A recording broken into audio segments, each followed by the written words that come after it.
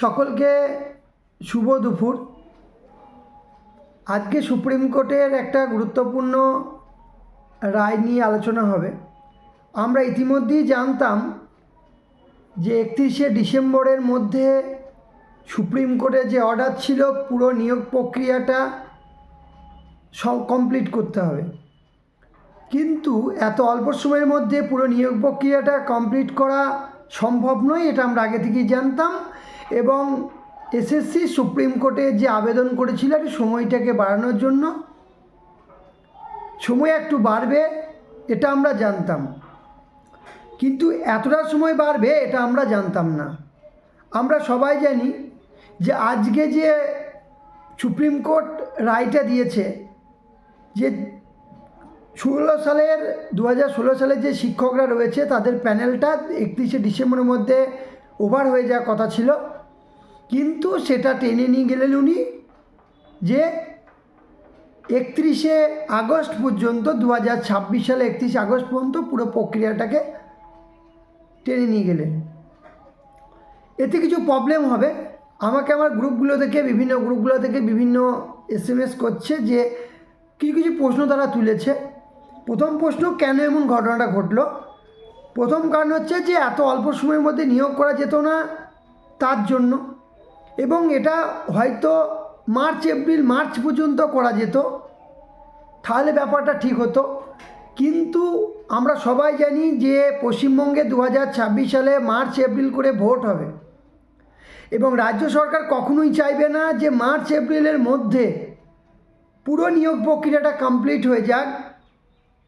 March এপ্রিলের মধ্যে নিয়োগ প্রক্রিয়া যদি কমপ্লিট করে দিত, তাহলে যে 1,500 বা 2,000 অযোগ্য শিক্ষকরা বা যোগ্য শিক্ষকের তুলনা ধরে দিই, যে যোগ্য শিক্ষকরা যে নামটা তাদের প্যানেলে আসতো না, তখন তারা ঝামেলা করত, তারা ভোটে প্রভাব পড়তো, বা যাদের চাকরি হচ্ছে না তারাও ভোটে প্রভাব পড়তো।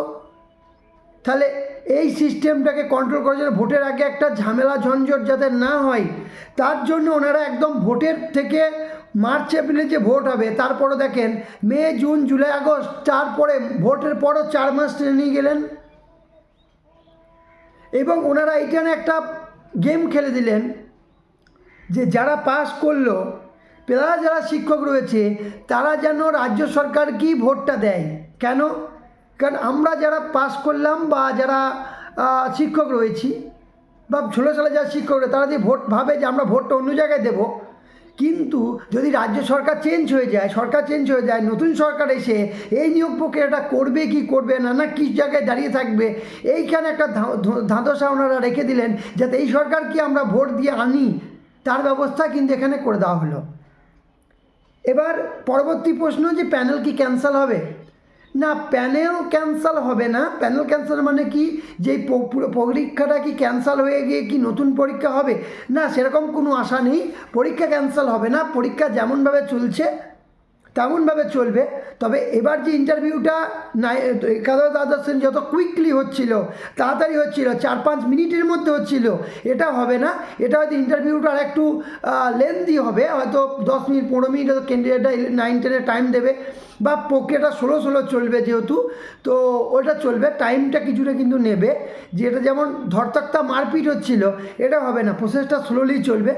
তো পরীক্ষা ক্যান্সেল হয়ে নতুন করে পরীক্ষা হবে এরকম কোনো কিছু আশা এই মোমেন্টে নেই, কারণ পরীক্ষা নিলে আরও রাজ্য সরকার একটা প্রবলেমের মধ্যে ফেঁসে যাবে। তো এটার কারণ আরেকটা হতে পারে যে অযোগ্য যে শিক্ষকরা, যেটাতে বা যোগ্য শিক্ষকের ধরি যে 1 থেকে 1,500 বা 2,000 যে শিক্ষকরা বাদ যাচ্ছিলেন, তাদেরকে ইনডাইরেক্টলি কোথাও না কোথাও ফাঁক ফোকরে কি ঢোকানোর কি চেষ্টা করা হচ্ছে, বা তাদেরকে ঢোকানোর জন্য কি এই যে পরীক্ষার ডেটটাকে নিয়োগ প্রক্রিয়ার ডেটটাকে কি পেছিয়ে নিয়ে চলে গেলেন? এটা আমাদের কাছে একটা প্রশ্নচিহ্ন কিন্তু অবশ্যই রয়ে যাচ্ছে। তো সেটা সময় বলবে, কারণ আমরা তো রাজ্য সরকার যা চাইছে, এসএসসি যা চাইছে, পুরো সিস্টেমটা সেইভাবে হচ্ছে। আমি এটা বারবার প্রথম দিন থেকেই বলছি। তো বাকিটা রাজ্য সরকার এবং এসএসসি যেমন চাইবে তেমনই ঘটবে। তো সেটা আমরা দেখতেই পাচ্ছি। তো নতুনদের কি বঞ্চনা? একদম ঠিক। নতুনরা প্রচণ্ড লড়াই করে যে শিক্ষকরা 10 নম্বর পেয়েছিল তাদের সাথে লড়াই করে আজকে নতুনরা ইন্টারভিউতে ডাক পেয়েছে। 57, 58, 59, 60 পর্যন্ত পরীক্ষাতে নাম্বার পেতে হতো, তবে তারা ডাক পেয়েছে। 60 পেয়েও বঞ্চিত হয়েছে। তো নতুনরা বঞ্চিত, এই প্রক্রিয়াটাই পুরোপুরি হচ্ছে এবং হয়তো হবেও। ইন্টারভিউতে এমন ঘটনা ঘটবে, হয়তো ওনারাই যে 1-1.5 বাকি আছে পাস করতে পারেন, তো ওনারাই সুযোগ পেয়ে গেলেন, চাকরিটা তো পেয়ে যাবেন, ওরা সবগুলোই হয়তো নতুনরা পাবে না, এমন ঘটনা করতে পারে। তো পুরো প্রসেসটা কী হবে এখনও কেউ জানে না, বাকিটা সময়ই উত্তর দেবে। তো নতুনরা বঞ্চনার তো আবার কী আর বলবো, বঞ্চনা তো হচ্ছে। তো নতুন করে বিজ্ঞপ্তি কি আসবে? আমার তো মনে হয় যে না, নতুন করে বিজ্ঞপ্তি হওয়ার কোনো রকম আশা এখানে কিচ্ছু নেই। তবে যে প্রসেসটা চলছে সেটা কি স্লো করে দেওয়া হলো, যাতে ভোটের এফেক্টটা না পড়ে, ভোটের পরে যেন পুরো সিস্টেমটা হয়। ভোটটাকে সামনে রেখেই ডেটটাকে চাওয়া হয়েছে, যাতে ভোটের 3-4 মাস পর এই যে শিক্ষকরা যে এনারাই ভোট করাবেন, হয়তো রাজ্য সরকার কিছু হেল্পও করলে করতে পারেন। যাই হোক, ওটা তো তর্কর বিষয় চলে আসবে। একমাত্র পুরো সিস্টেমটা জানে কে? সিএম, আমাদের চিফ মিনিস্টার, উনি সুপ্রিম কোর্ট, উনি হাইকোর্ট, উনি সর্বেসর্বা। তো উনি একমাত্র জানেন এই এসএসসির ভবিষ্যৎ কী, এটার ভবিষ্যৎ কী। উনি এরকম গেম হয়তো খেললেন যে আমাকে আবার নিয়ে এসো, তবেই আমি পুরো সিস্টেমটাকে আবার রান অন করবো বা ঠিকঠাকভাবে চালাবো। অন্য সরকার এলে হয়তো আবার চেঞ্জও হয়ে যেতে পারে বা নিয়োগ নাও হতে পারে। এই সবগুলোর জন্যই তো উনি মার্চ এপ্রিলে ভোটটার জন্যই তো উনি আরও 3-4 মাস এক্সটেন্ড করলেন। যাই হোক, সব কিছু উত্তর যেমন সময় দেবে, তাই সময় কাছেই কিছু উত্তর রেখে দিলাম, সময়ই উত্তর দেবে। বাকি কেউ কি জানে, আপনিও কি জানেন, আমিও কি জানি না, এমনকি সুপ্রিম কোর্টও কিছু জানে না। রাজ্য সরকার এবং এসএসসি সব কিছু জানে এবং আমাদের চিফ মিনিস্টার উনি সব কিছু জানেন। তাই ওনার কাছেই প্রশ্ন, সব কিছু থাকলেও উনি কি উত্তর দেয়, কীভাবে চালাতে চাইছেন সিস্টেমটা, সেইভাবেই দেখা যাবে। ভাই ভালো থাকবেন। আর আশা একটু হয়তো আপনারাও হয়তো একটুখানি আশাহত হয়েছেন। তো বলবো, এটাই বলবো, একটু ভাগ্য যেটা লেখা আছে সেটাই হয়তো ঘটবে এবং দেখুন না কি হয়।